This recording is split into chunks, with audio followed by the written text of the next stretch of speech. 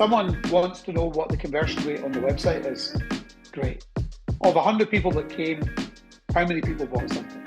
And the average in retail is about 4%, roughly, right? But who cares? What does that actually tell you? It tells you nothing. What's much more interesting is what about the 96% of customers who came to the website last week and didn't buy something, right? That's what we really want to understand, because then we can do a much better job of making sure we understand what the barriers are for different types of customers. Welcome to Marketing Talks, the podcast where we aim to inspire all those involved in marketing to better perform with examples, with best practices and know-how from leading professionals. I'm Oana Sav, Center Manager at the Marketing Institute, and today we talk about customer centricity with Martin Newman. Martin is a global authority in customer centricity, in customer experience, and this podcast is powered by Oxford Professional Group and is a part of our Meet Our Trainers series. Martin is the lead tutor at Oxford College of Marketing, and for us he has designed a special MBA.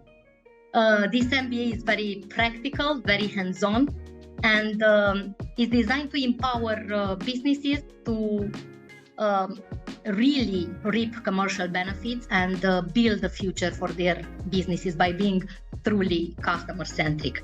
Martin has almost 4 decades of experience as a practitioner.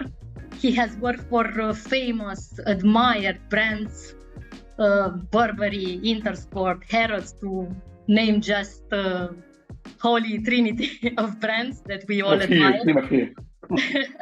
Also, he's a speaker, keynote speaker at so many events, and he has delivered strategic sessions for top tier companies such as Toyota, my favorite car company, Meta, Adobe, Pandora, and so many others. He's also an author, a book author, and together with the famous Malcolm McDonald, he co-authored a book which quickly became the business book of year 2019, with a title that we all love and are so curious about: 100 Practical Ways to Improve Customer Experience. There's another book which has already become a must read, declared by top retailers, which is The Power of Customer Experience. So we have an authority, Martin Newman. We have a priority, customer experience, and just one goal we have here at our podcast: to get as many examples and practical ways to be better. Martin, welcome to our podcast. So thank you. Thanks for having me. Thank you. My first question, which is, how do we speak about customer centricity? Because marketing should be about customer centricity. So how have we drifted away from being customer first, customer obsessed? It's a great question. I think one of the first challenges is that, at the heart of marketing, particularly when you're studying it, you've got the 4 Ps, product, price, place, and promotion. And my challenge with that is nowhere within that do we explicitly talk about the customer. So we talk about what we're selling, right? The product. We talk about the place, channels that we're going to sell through. We talk about pricing, and we talk about how we're going to promote what we're selling. But we don't really explicitly call out the customer. So I know that other people might argue the customer is within that framework somewhere, but I don't think in an obvious or overt enough way. So I think that's part of the challenge. But I think that there's something even more sort of compelling, if you like, that sits at the heart of this. We're in the year 2023. In 1994, the first product was bought online, okay? According to Pizza Hut, it was a mushroom and pepperoni pizza, my favorite. According to other people, it was a Sting CD. I appreciate some of the people listening to the podcast today probably won't know what a CD is, so we can have a conversation about that another time. But the point being that up until 1994, retailers and brands, they held the balance of power because there were limited places where you could buy those products.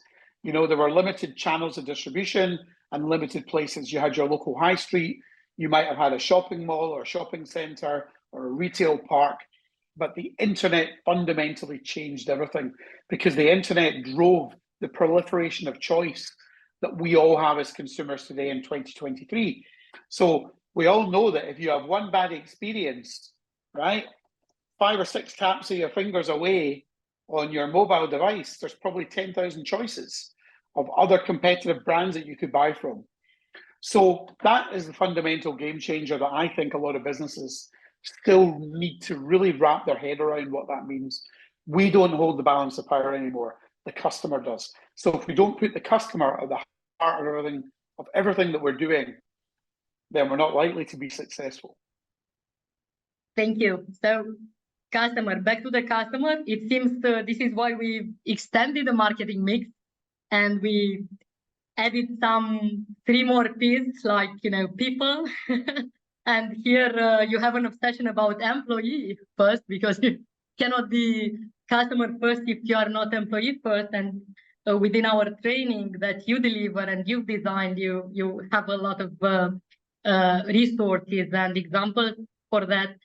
We have processes, which is so important. And here in Romania, we also try to go back to processes and integrate it from the customer point of view. It's also that subtle thing called physical evidence. Yeah, how do you prove in all those multiple channels that we all face now that you deliver the promise of the brand? So it's all becoming more complicated, and you seem to be the master of all the buzzwords, Martin. Yeah, multi-channel is something that you always talk about, but where are the solutions and how can we put everything together? Where can we start? Because there are so many things, barriers. Sure. And so such a hard way to solutions. Where could we start? I do think one of the barriers is how we organize our businesses. So most businesses are still operating in silos, where, you know, the different functions of the business are not really collaborating or connected in a way that is to the benefit of the customer and delivering the experience that the customer is looking for. Now, I'll give you an example.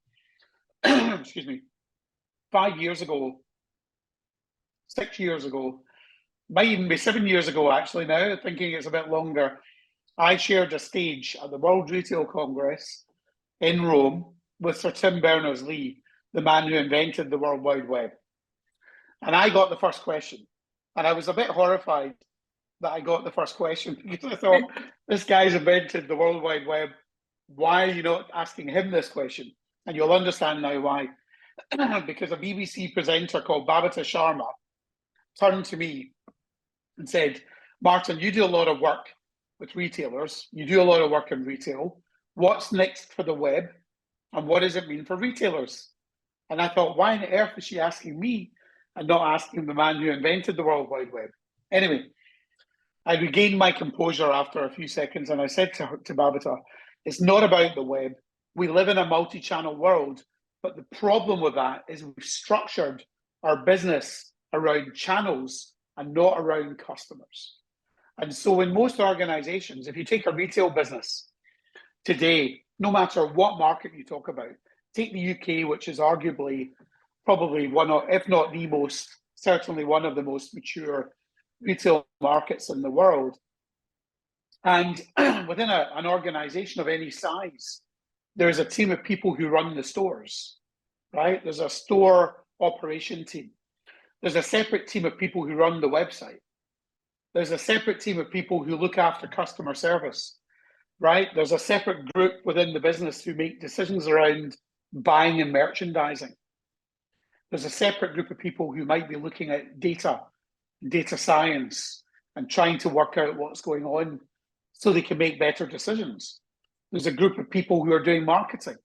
But even within marketing, and I know I'm sure this is the case in Romania, but in the UK, within some of these big businesses, there are multiple marketing teams all targeting the same customer, but with a different message and not in a joined up way. So when you've got a very siloed organization, it doesn't lend itself to that joined up experience that customers are looking for. These days, consumers are looking for an omnichannel experience, right? They don't know the word omnichannel. That's a business terminology. But what it means is that from a customer's perspective, they should be able to start their journey on whatever channel they choose, but conclude it and finish it, possibly in another channel. And all those experiences should be joined up, right? So if I go into a physical retail store, for example, if you went in and tried on that lovely red dress or red top that you're wearing today, but decided you wanted to buy it on that brand's website, you should be able to go to the website with all the information you need, having been in that store. In fact, if anything, if you've tried it on in the store, you should be able to go onto the website and see that product in your basket, in your shopping basket on the website, right? And just click to buy because you've already tried it on. They've already added your size to the shopping bag. Now, one of the reasons why that generally doesn't happen today is those people that you're dealing with on the front line of the retail business that sells that red top or red dress, they're not being incentivized for you making a purchase online. So they're going to do everything they can to make sure you buy that product in their store, which might not be the experience you're looking for, right? You'd maybe prefer the convenience of trying it on, but actually concluding your order on the internet and having it shipped directly to your house, so you don't have to carry it around all day, right? So that's what I mean by joining the channels together. And at the moment, most of our businesses don't do any of that because they're very siloed, and people are being incentivized by different objectives and different key performance indicators that don't marry up and don't come together. When really what we should be thinking about is we should be thinking all about building customer lifetime value. It's not about the single transaction, about what happens today. It's about how do I build a relationship with you over many years? And that starts with providing the convenience of experience that you want to have. Not the one I force you to have, but the one that you want to have. Yes, so it's such a valuable intervention, and so many examples of what the problems are, and all the problems we share in UK, in Romania, all over Europe. It would be so interesting to see how do you see the brands and the companies that have starting to actually do the right things and organize the company around the customer. How do they start? Because I think, sorry. Yeah, I'm thinking, of course, the first solution for me as a center manager of a training provider is training. And in Romania, we have as well a customer first training. We are so delighted to launch your training in Romania. And I'm thinking that among the delegates, it would be so valuable for top decision makers as well, for HR managers, for operations managers, so that they have the same understanding. 100%. Also CFO, because you were talking about how do we measure success, and this important indicator, customer lifetime value, that we often don't use or don't grasp to estimate, don't manage to do. So yeah, this is why I'm so curious. How do successful companies start? Because there are still such a little number of companies that we can we hunt and we treasure examples of best practices. Well, excuse me. I think a lot of it's about the culture. For me, culture is the heart of everything, right? A lot of the businesses that I deal with today or talk to today and have worked for in my career, and I know this will be the same in Romania, where when you've got silos, what tends to happen is the whole business is not moving in the same direction of travel, right? The business doesn't have what I would call a North Star. If you don't have a North Star, which is a purpose for the business, here's what we're trying to achieve, then how are you going to make sure everyone in the business are all doing something that contributes towards that direction, an objective that you're trying to achieve for the larger organization? And when you work in silos, you end up with people that are being measured about what happens only in their part of the business. And that's another reason why you don't have that level of collaboration or that joined up approach to building customer lifetime value, because people are being measured by things that are actually contradictory of or to the detriment of building customer lifetime value. There are not, believe me today, there are not many organizations that do this really well. There's a business in the UK called Timpson, and it's a family business. It's a fifth or sixth generation family business. It's over 100 years old. And you would go in there to get your keys cut, to get your Manolo Vlanax rehealed, your shoes rehealed or resoled, or your keys cut. In Europe, you have a brand called Mr. Minute. It's a similar business. Anyway, in Timpson, every single person in that business is empowered to make their own decisions. So you might know the phrase or the expression, it's better to ask for forgiveness than ask for permission. And that's how they work. You don't have to ask your superior, your line manager, for approval for everything that you do. Whereas in a lot of the businesses I work with, that is the case. People are scared to make decisions. They're scared.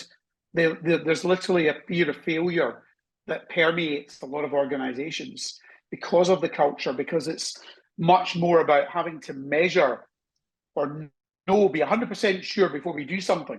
We must be 100% sure that before we do this, we know what the return on investment is going to be. And you can't. You cannot be innovative and truly be at the cutting edge of what you're doing if you have to prove the business case for everything you do. Because often you need to do things for the first time. And if you're doing it for the first time and it's never been done before, then you can't prove the business case. Therefore, you need to have a culture that says, it's okay, I'm empowering you to make those decisions. We need to fail fast. We need to learn quickly. So we test and learn.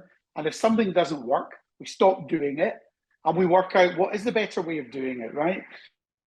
But I think that's at the heart of a lot of this. And Timpson, they empower every single colleague. So everyone that works on the front line of their business in their stores, they're empowered to give discounts. They're empowered to create a new promotion. They're empowered. So if they're walking by a competitor and they think actually they're running an incentive today, they're empowered to run something to compete with that. They don't need to phone head office. It's not driven by this big head office in the middle of nowhere. It's driven by people who are on the front line, who are closer to customers and closer to understanding what customers need in that moment. They're empowered to give discounts if something's gone wrong. So they've got total freedom to make decisions. Now, this is a business that is staffed by a lot of ex-prisoners.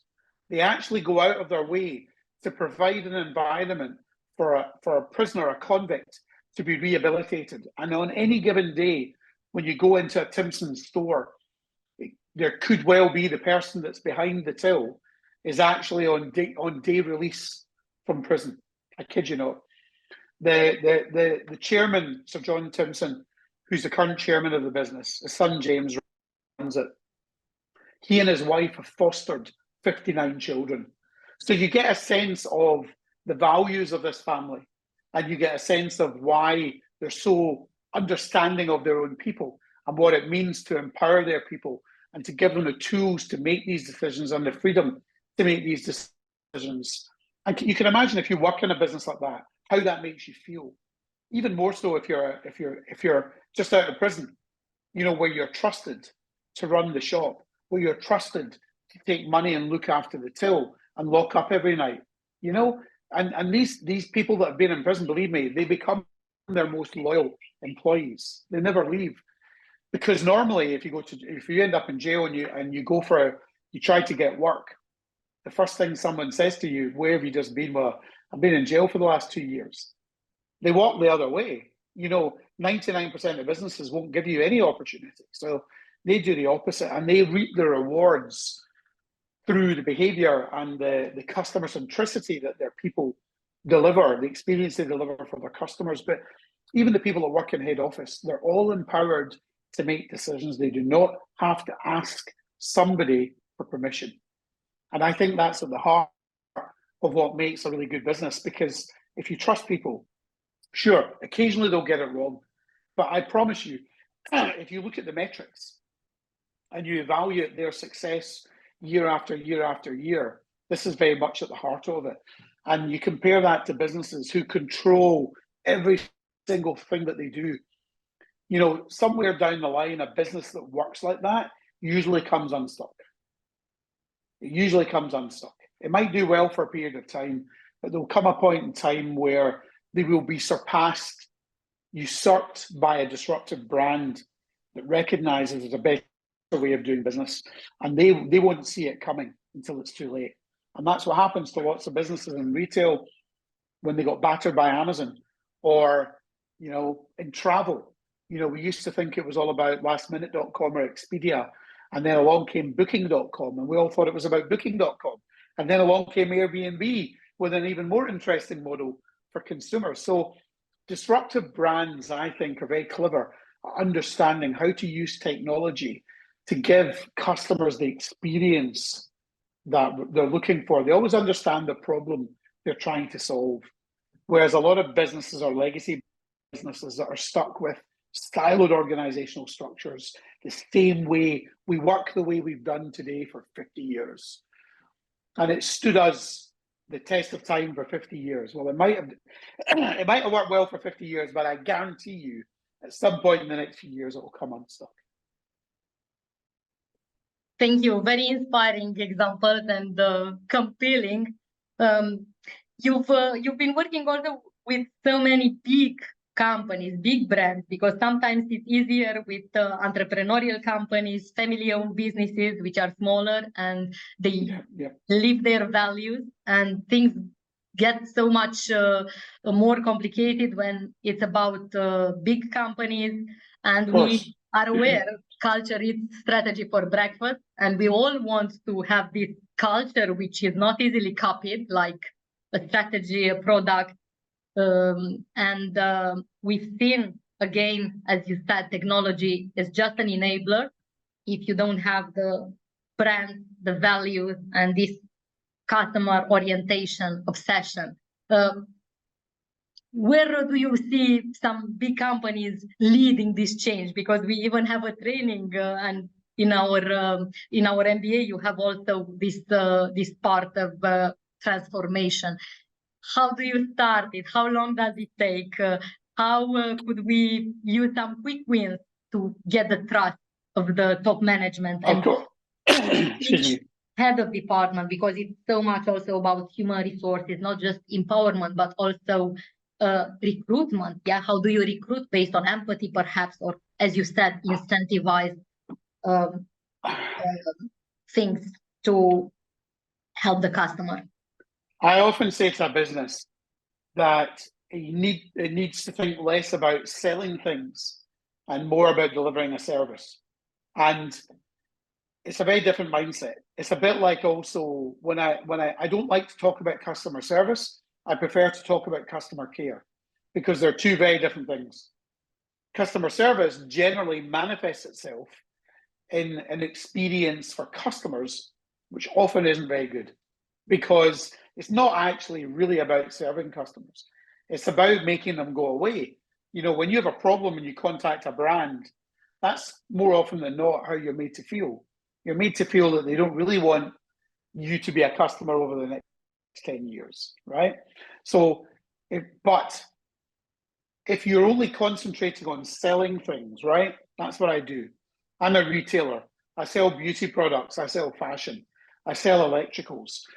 Then you tend to be led more by the product than you do by customers. And that's why I'm saying if you focus more on being a provider of a service, then I think it engenders a different mindset with your people and a different way of dealing with customers. And that manifests itself in customers having a better experience, because the product is only part of it. In most categories, let's be honest, in most categories, you can buy, there are very few categories where there's any exclusivity. You can buy a brand from multiple different channels and multiple different vendors, right? You know, even a luxury brand, you can buy it directly from the luxury brand, or you can buy it from other retailers that sell luxury brands, department stores that sell luxury brands, etc. So the product often is a commodity, even although the luxury brands might not want to think of it like that. But that's where service becomes a differentiator. And actually, arguably, that's something that luxury brands generally do better than most, is they understand what it means to provide a white glove experience for customers where they make them feel that little bit special. But that should be the case across the board. You know, you should always feel that your business is appreciated and desired by the brand that you're buying from. And I think when a company has really just a transactional mindset in the way that they work, then more often than not, it doesn't manifest itself that way. So that for me is a starting point. I'll give you a quick anecdote, and it's actually about an experience in a hotel. So I had the privilege of presenting in Hong Kong about 7 years ago, and I was flown over and I was put up in the Mandarin Oriental Hotel. And long story short, I realized the minute I checked in to the hotel that I'd never been in a truly high-end hotel before, because the lady who checked me in then took me to my room. She showed me where everything was. She showed me how everything worked, almost. And I thought, wow, I've never had that before, right? Anyway, she left at that point, just to be clear. I went and had a shower, came out, and as I'm drying myself off, I'm trying to get the telly on, and I'm playing around with this complicated remote control, and I couldn't get it on. I thought maybe I'm just being a bit stupid. But I told them on the way out, because I said, maybe it's broken, I don't know. And when I came back, there was a letter typed to me on my bed from Sam Liu, who fixed the TV. And he said, if there are any more problems, here's my name, here's my number. Wow. Don't hesitate to call me. Now, people have said to me over the years, but it's the Mandarin Oriental. They charge hundreds of dollars a night, whatever. It's not the point. That's all about mindset. That's all about culture, right? I guarantee you, he was empowered to decide to do that. There's no way he would have done that if that was a more traditional business that was focused only on productivity. He wouldn't have been allowed to do that. What, you want to take 5 minutes to type a letter out, and then you want to take 10 minutes to take it to Mr. Newman's room on the 10th floor? Don't be stupid. You could do all these other things in those 15 minutes.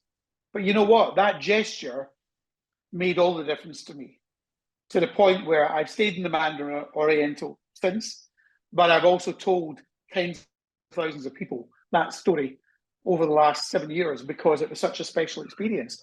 But that's what I mean. That's the difference between just transacting and thinking of yourself as a services business. Now, when I left that business, when I left the hotel, the bellboy who picked up my luggage, the check-in, the reception staff when I was paying my bill, and the concierge in the door, I promise you, all three of them knew my name, and they said to me, Mr. Newman, just checking, you haven't left any valuables in your safety deposit box, and you've got your passport, haven't you? And I realized that this was a business that had thought through every single eventuality and touch point and understood, what does it mean to really be a customer-centric business? What does it mean to be a customer service business rather than just a hotel, right? That's what I mean by that. But also, what do we do when things go wrong? This is what we do to make things right and effective in the first place. But what happens when it goes wrong? Hence, Sam typing that letter and bringing it to my room. You know, my second night, I'd gone out and I came back and I'd left my laptop out with my charger cable and cables for my phone and everything. They were all neatly wrapped up in a cable tie, branded from the Mandarin Oriental Hotel. So such an inspiring story, and but they're all small touches. You know, they're all little things. They're not big things.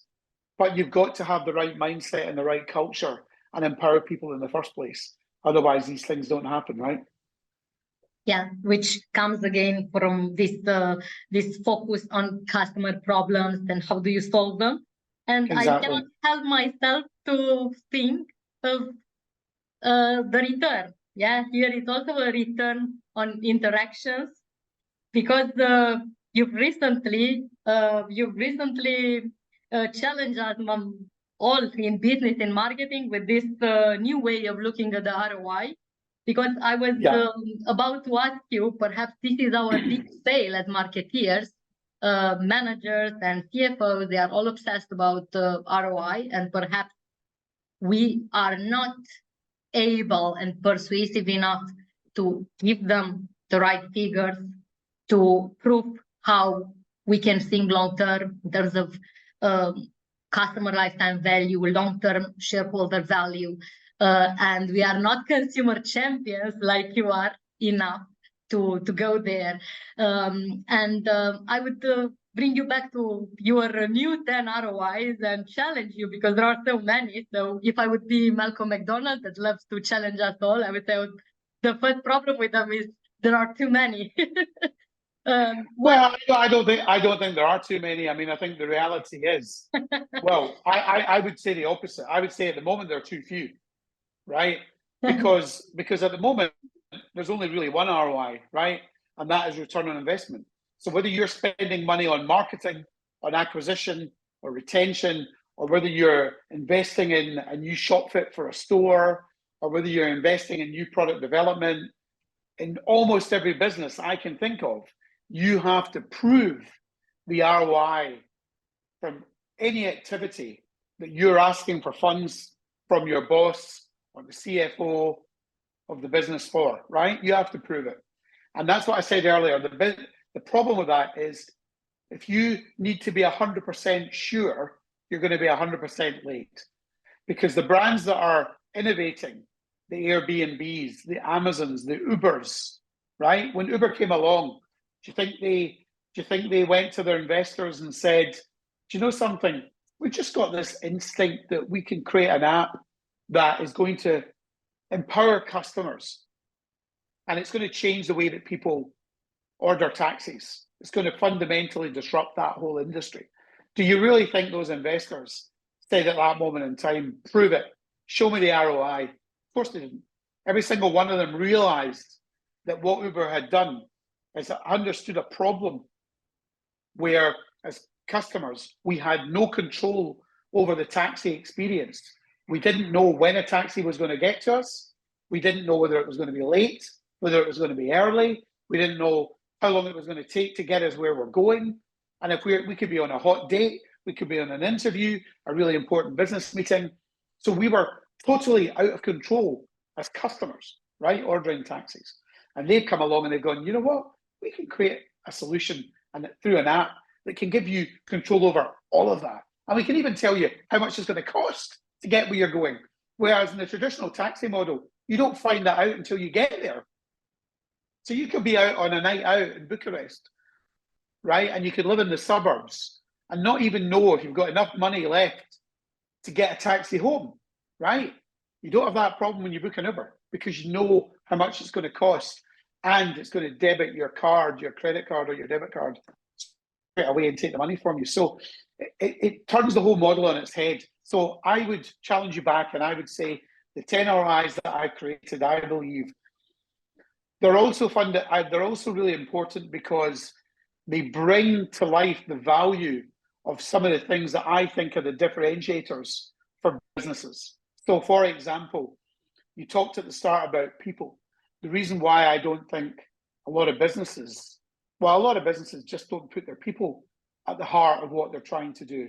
And that's got to be the starting point, right? Because if you don't look after your own colleagues, if you don't pay them well, if you don't prove to them that you care about them, if you don't empower them so they can make decisions, they don't enjoy their job because they don't feel trusted. If you don't show them that they can learn and you're going to train and develop them the way you do, then you don't really care about me. If you're not going to actually help me get better at what I do or learn new things, then you don't really want me here in the long run, do you? If there isn't a succession plan where I can see that my career can develop and I can take on new roles in the future, right? These are all the things that businesses need to do. So I created this new ROI called Return on Inspiration, because I think that's what we need to do. We need to inspire our own colleagues, our people that work for us, because if they're not inspired to jump out of bed and come to work, right? It's our business in Romania. It's on inspiration. We are in this inspiration business. This is what we keep on saying, because we work with peers, so nobody teaches them anything, but it's inspiring. If you don't feel inspired, you're probably not going to want to go to work, right? In which case, all you're doing is trying to survive from one paycheck to the next paycheck, and ultimately you'll change your job in relatively short order because you don't really enjoy where you are. When I talk about inclusion, diversity and inclusion, which is otherwise, some people call it ESG, environmental, societal, and governance.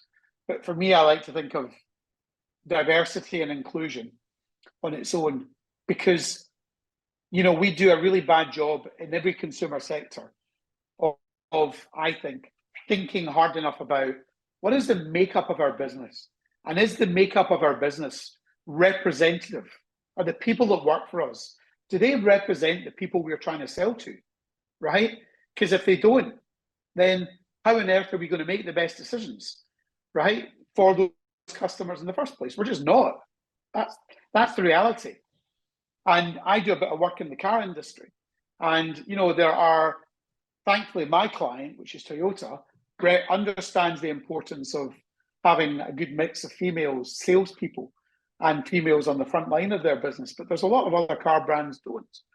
And you know, what happens if you walk into a car dealership and all you can see is men, and you know as a woman that you know already what the experience is going to be like. If you go in with a partner, if you happen to have a partner that's a man and you go into a car dealership, you're going to talk to the man about the performance of the car, and they're going to talk to you about the colors, right? Or the connectivity. I mean, which is really demeaning, right? And misogynistic, I would argue as well. So there are lots of industries that I think underperform because they don't represent the customers they're selling to. I mean, most boards of directors, right, are still pale, male, and stale. They're stale, I'm not, right? So there aren't enough women on our boards or in our senior teams. There aren't enough ethnicities, different ethnicities and religions. There's not enough diversity from a sexuality perspective, and there's not enough diversity from a disability perspective. And if you don't have true diversity and inclusion, you end up making decisions that do not reflect the people who you want to sell to. And the reality is, you might not realize it, but you'll end up making decisions about products, about services, about experiences that push those customers away. So, you know, that's why I believe when I go through all my ROIs, every single one of them has a place. And I know there's 10, and I'm not suggesting, listen, you know, I said there's 4 Ps. Of course, I know there are 7 Ps. So somebody came along and said, well, actually, product, price, place, and promotion isn't enough. We need to talk about people. We need to talk about physical evidence. We need to talk about process. Well, I believe that one traditional way of looking at a return on investment isn't enough, and that it needs to reflect the things that are actually really important to our customers, to our own colleagues, to the planet, and to the future success of our business. So I think I've created a framework. I would challenge any business. I think this would help improve the commercial prospects of any organization. I really believe that. Hopefully we'll meet again and we have time to develop more, because what I loved about what I heard so far and managed to read and listen to was also the very clear way you can measure, and you can find ways on how to actually measure them. I would insist, because my favorite ROI of your new 10 is return on improvement, because I feel like here, we might have some quick wins to get trust and traction to build more. Could you tell us something about it? Because we have so many problems. The client, the retail client, the cosmetic producer was telling me, we have so much problems on the shelf. Could we start with something and measure? And yes is the answer, and of course you're absolutely right. Whilst I believe my 10 ROIs are all relevant, you got to start somewhere, right? And quick wins are great, but rather than focusing on one, I mean, return on improvements is fine. That's a good way of looking at it and a good way of thinking about it. So what might you improve? But at the heart of that, where are you getting the insight to tell you what you should be improving in the first place? And the way I think you should, excuse me, the way I think you should generate that insight in the first place is through giving the customer and your colleagues a voice. So I'm sure you've heard the phrase voice of the customer, and voice of the colleague, and voice of the colleague. So you need to do both. And I think businesses that listen to their people and provide them with a vehicle and a means to tell them and share their ideas of what they think the company they're working for can do better and how they can do it better is a great starting point. Listening to customers and understanding from them what their frustrations are. I mean, when was the last time you were on a website, for example, buying something or looking to buy something, when just before you were about to leave, there was a survey monkey or something that said, did you find what you were looking for today? Why were you on our website? Were you here to buy something, or were you just browsing? Did you buy something? No, I didn't. If you didn't buy something, why didn't you buy it? We're not being asked these questions. So when people sit in their trading meetings on a Monday and talk about conversion rates, okay, someone wants to know what the conversion rate on the website is. Great. Of 100 people that came, how many people bought something? And the average in retail is about 4%, roughly, right? But who cares? What does it actually tell you? It tells you nothing. What's much more interesting is what about the 96% of customers who came to the website last week and didn't buy something, right? That's what we really want to understand, because then we can do a much better job of making sure we understand what the barriers are for different types of customers. And it's not going to be the same thing for everyone. So for some people, it might be about a lack of a gifting proposition or a lack of delivery choices, right? Or the business charging for something that they might get free elsewhere. Whatever, it could be any number of things. It could be just lack of availability of the product that you want to buy. It's only that type of understanding, that is insight. All the KPIs, you can have all the key performance indicators in the world, but they don't generally tell you. They tell you what's happening. They don't tell you why it's happening. And it's the why that we have to answer. And I think the best way of doing that is by giving the customer a voice and also giving our colleagues a voice. I'll finish on one last example. Ryanair. I'm sure many of your students and many of your colleagues, many people you know in Romania who have flown Ryanair, right, to the United Kingdom or to other countries in Europe. Ryanair is not known historically for great customer service. Ryanair is known for low price, right? Cheap and cheerful. However, they've got to a stage into the growth of their business now where I believe they recognize that the only way they can grow to the next level, take more market share and become an even bigger airline, is to actually start to take customers more seriously. And I got an email in from them probably 6 months ago asking me if I wanted to join their customer advisory panel. So this is Ryanair now actually listening to the voice of the customer. Now that will come as a shock to many customers, but it's true. And I think it's great they're doing it. And I think it proves to you that their model was great. And I'm sure they'll still position themselves as a low-cost airline. but they'll reposition themselves as a low-cost airline with market-leading customer service, which is not something they could ever have, laid claim to previously.